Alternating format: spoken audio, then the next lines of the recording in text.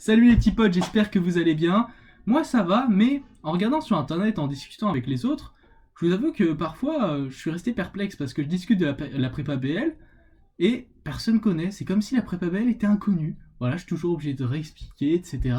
Donc je fais cette vidéo, voilà, pour peut-être des lycéens ou des collégiens ou même des préparationnaires. Voilà, bonsoir.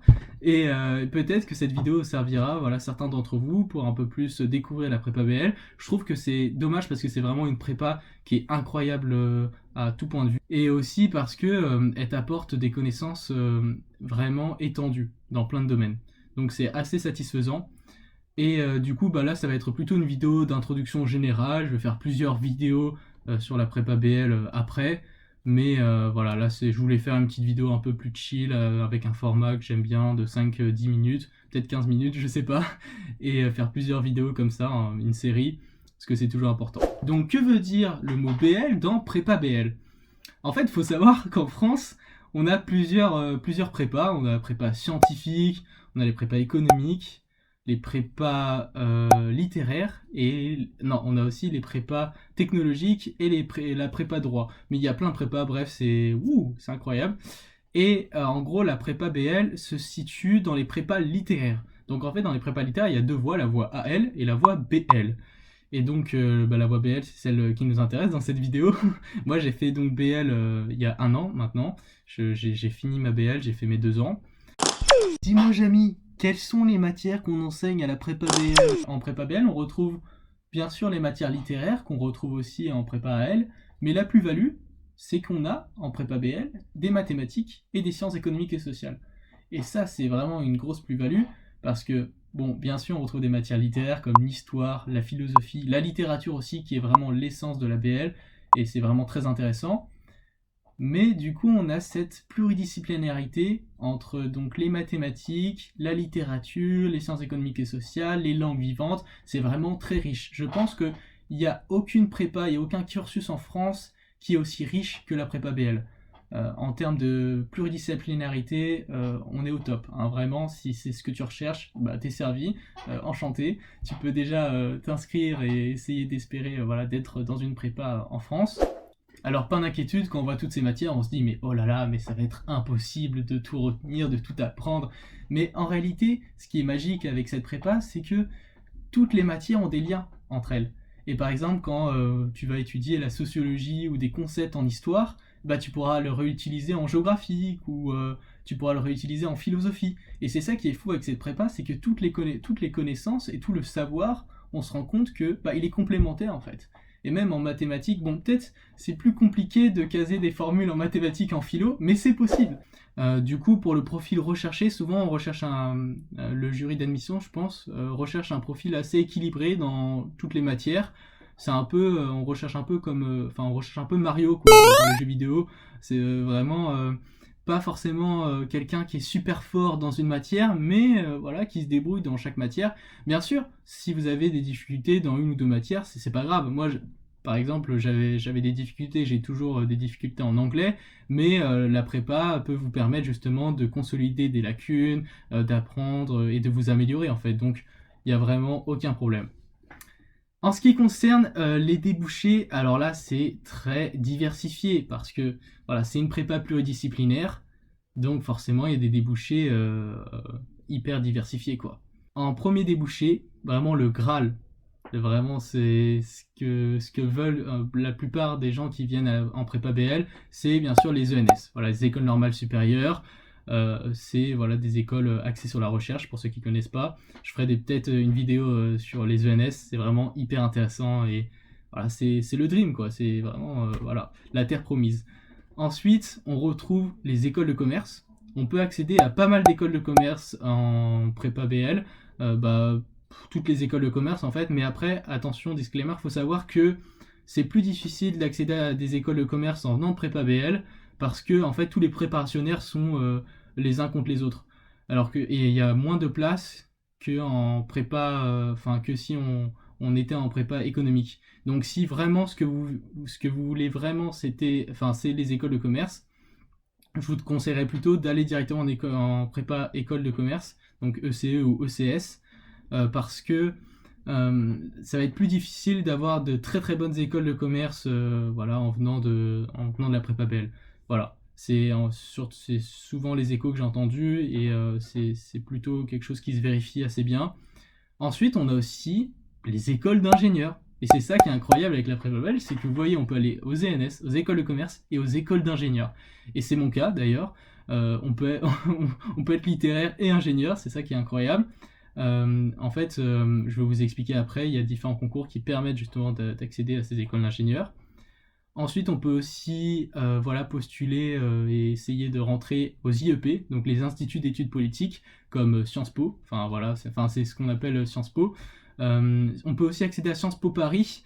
Par contre, Sciences Po Paris, c'est sur master. Voilà, c'est en troisième année. Si par exemple vous faites une troisième année, c'est-à-dire que vous cubez, vous faites une année en plus, parce que de base la prépa ça dure 2 ans. Eh bien, vous pouvez essayer de rentrer en master à Sciences Po Paris ou même si vous êtes passé par la licence après 2 ans de prépa et vous faites une licence, je sais pas, de philosophie, vous pouvez demander à postuler en master à Sciences Po Paris. Et après, il y a d'autres formations que j'ai pas citées, que je pourrais citer du coup en débouché, comme des magistères d'économie et de droit. Il y a aussi l'université, hein, faut pas négliger ça, parce qu'on retrouve de très bonnes licences, de très bonnes doubles licences, et souvent l'université aime bien voilà, des gens qui viennent de prépa, parce qu'elles savent très bien que vous avez bossé, que vous êtes sérieux, etc. Donc il n'y a pas trop de problèmes. Pour ce qui est des concours, parce que c'est aussi ce qui nous intéresse et c'est super important, donc on retrouve bien sûr le concours commun des ENS qui est vraiment le socle hein, de la BL, c'est vraiment le concours le plus gros concours auquel on se prépare toute l'année. Il dure environ une semaine et en fait il faut savoir que voilà, dans ce concours on se prépare pour l'ENS Ulm, l'ENS Cachan, l'ENS Lyon. Et il faut savoir que bon, pour chaque matière à peu près, l'épreuve elle dure environ 6 heures. Donc voilà, vous faites 6 heures de composition en philosophie, 6 heures de composition en histoire, 6 heures de composition en géographie, mais pas d'inquiétude. Voilà, c'est vrai que si quand on m'avait dit 6 heures, je m'étais dit ah ouais quand même, on franchit un cap. Mais en réalité, il y a des techniques que peut-être que, enfin, je ferai sûrement des vidéos sur ces techniques, sur ces méthodes à avoir pour tenir 6 heures en fait de composition. Et puis après, vous habituez assez facilement, donc pas d'inquiétude. 6 heures, ça peut paraître assez gros comme ça, mais on s'habitue et je peux vous dire que en fait, à force de faire des compositions de 6 heures, on se dit 6 heures c'est pas assez. On aimerait bien avoir 7 heures, on en aimerait bien plus, mais déjà c'est bien 6 heures. On va rester sur 6 heures. Après, du coup, après le concours de commun des ENS, on a le concours BCE, ou des écoles de commerce. Donc là, on peut accéder à tout un panel d'écoles de commerce comme HEC, ESSEC, Kedge. Voilà, c'est vraiment très étendu. Et comme je vous ai dit, non, je vous ai pas dit encore, mais ça dure à peu près une semaine. Et par contre, ce concours, il est donc séparé du concours commun des ENS. Donc, ça veut dire que vous rajoutez en fait une semaine de concours avec d'autres matières. Voilà, d'autres matières qui finalement n'ont pas les mêmes formats que le concours des ENS. En parallèle, on a aussi le concours GEDIC pour accéder aux écoles d'ingénieurs. En gros, ce qui est bien avec ce concours, et d'ailleurs je vous conseille si vous êtes actuellement en prépa BL, c'est que en fait ce concours ne demande pas de fournir des épreuves en plus, n'a pas d'épreuves en plus, mais il prend juste les notes, enfin quelques notes d'ailleurs, pas toutes les notes, mais quelques notes du concours commun des ENS. Il prend les notes d'histoire, de mathématiques, de SES et d'anglais, je crois. Et après, il y a une phase du coup de présélection, d'admissibilité. Si vous êtes admissible, vous passez un oral. En plus, moi, je crois que j'avais passé en visioconférence à l'époque. Je sais pas si on doit le passer en vrai, en présentiel maintenant, mais voilà. Il y a 2 phases et il faut savoir que pour les concours, souvent c'est ça en fait. On a une phase d'admissibilité et une phase d'admission. Voilà, admissibilité à l'écrit et admission après avoir passé un oral. Donc souvent c'est ça. Alors maintenant, passons à mon expérience. Bon, brièvement, j'y reviendrai dans d'autres vidéos, mais globalement, je dirais que j'ai vraiment apprécié ces années en prépa.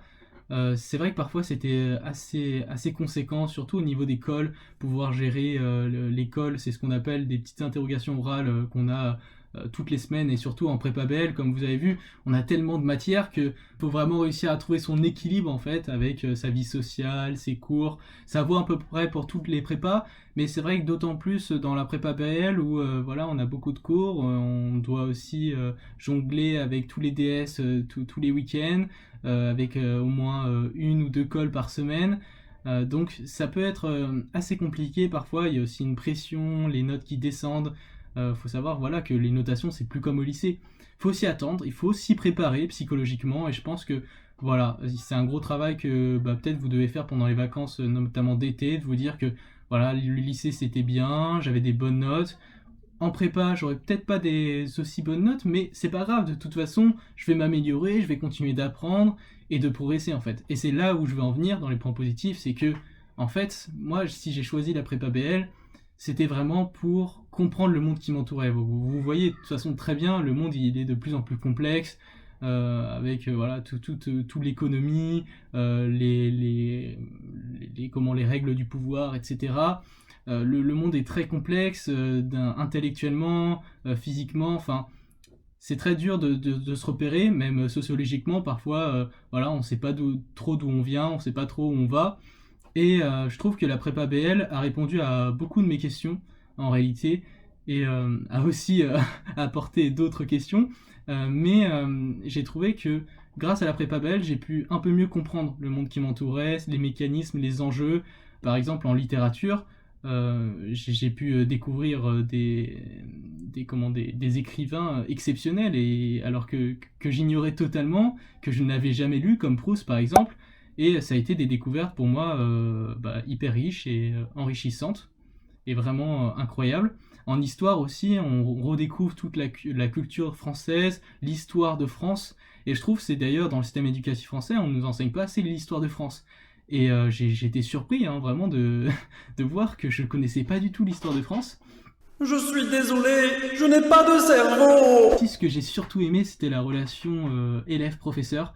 Je trouvais que la relation élève-professeur, en fait, elle était bienveillante, quoi. Enfin, c'est pas la même chose que quand on était au lycée, ou quand on était, ou quand on est, par exemple, dans le supérieur ou à l'université. C'est vrai que au lycée, j'avais aussi cette sensation d'être assez proche de mes professeurs, mais en prépa, comme en fait vos profs vous les voyez plus que votre famille, vous partagez énormément de choses en fait, et c'est incroyable en fait, toutes les interactions que vous avez avec vos professeurs, et vous posez aussi beaucoup de questions en cours, etc.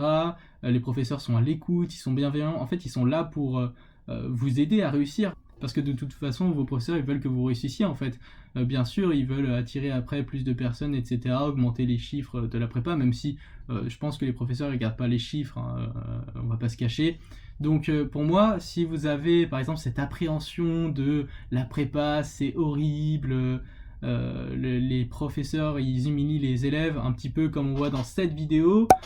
C'est l'élite du système français. Ouais, je comprends rien à ce qu'elle dit, quoi. C'est qui a volé ma trousse Ouais, 5. 5 heures de travail? Et il est quelle heure? 19h40. Tu vas finir à... 1 heure. C'est l'élite du système français. Je pense que tout ça, c'est quand même un mythe, voilà, en tout cas qui est plus trop d'actualité.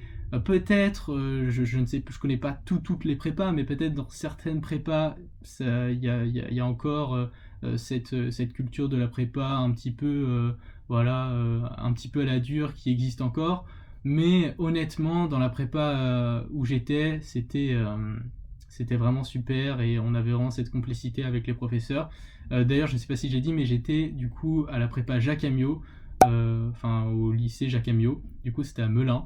Et c'était pas une super grande prépa, mais justement en fait je l'ai fait parce que je voulais être dans une prépa qui me correspondait, avec un environnement que j'appréciais. J'ai vraiment aimé Jacques Amyot, même si bien sûr il y a toujours des petits points négatifs. D'ailleurs là je porte le petit pull de la BL, et je suis vraiment très fier d'avoir fait BL, etc. Ça fait partie de mon identité. Donc maintenant la question peut-être que tu peux te poser, et que tu te poses depuis que tu m'écoutes, c'est: est-ce que la prépa c'est fait pour toi? J'ai envie de dire que la prépa c'est fait pour le plus de monde possible, et c'est pas fait justement que pour des gens qui paraissent intelligents. You have to be aware. Finalement la prépa BL c'est quelque chose, ou la prépa en général, qui va t'apporter aussi des clés et des méthodes et des savoir-faire dans ta propre vie et dans ta propre existence en fait. Ça va peut-être répondre à tes questions, etc. Après, si tu es de nature stressée ou si tu n'aimes pas trop la pression, c'est vrai qu'on peut se poser la question parce que voilà, le stress, il est quintuplé, je dirais, en prépa. Mais la prépa peut aussi t'aider à maîtriser ce stress. Il faut savoir qu'en fait, la prépa, ce qui va être très très difficile, c'est surtout l'aspect psychologique. C'est pas tant les matières, même si bien sûr il faut avoir des compétences et des connaissances, etc. Scolaires, mais l'aspect le plus important est l'aspect psychologique, le mental, la motivation. Et en fait, la prépa, c'est un marathon. Si tu te reconnais dans tout ce que j'ai dit, si tu as par exemple cette envie, cette curiosité de comprendre le monde, de découvrir plein de matières, de découvrir vraiment plein de champs, de choses que tu ignores complètement, vraiment fonce. Ne t'auto-censure pas, ne te compare pas aux autres, ne te dis pas que voilà, un tel est meilleur, etc. Il y a plein de prépas voilà, qui peuvent te correspondre. Chaque personne construit sa propre orientation. Et si aujourd'hui tu as envie d'étudier la littérature, mais plus tard tu vas être ingénieur, bah, tu peux, regarder avec la prépa BL. Et c'est ça en fait, la prépa BL t'apportera cette ouverture d'esprit qui est nécessaire en fait pour vivre. Donc voilà, j'espère que cette vidéo t'a vraiment appris des choses sur la prépa BL. Bien sûr, c'était une introduction générale à la prépa BL. Je vais faire d'autres vidéos sur cette prépa parce que voilà, c'est une formation, je pense qu'il faut mettre en avant sur YouTube et que j'ai vraiment beaucoup apprécié. Alors je compte sur vous les gars pour faire péter la barre des pouces bleus, des partages, des tout ce que tu veux pour vraiment que cette formation soit connue de tous. Je sais que vous pouvez le faire les gars, je compte sur vous.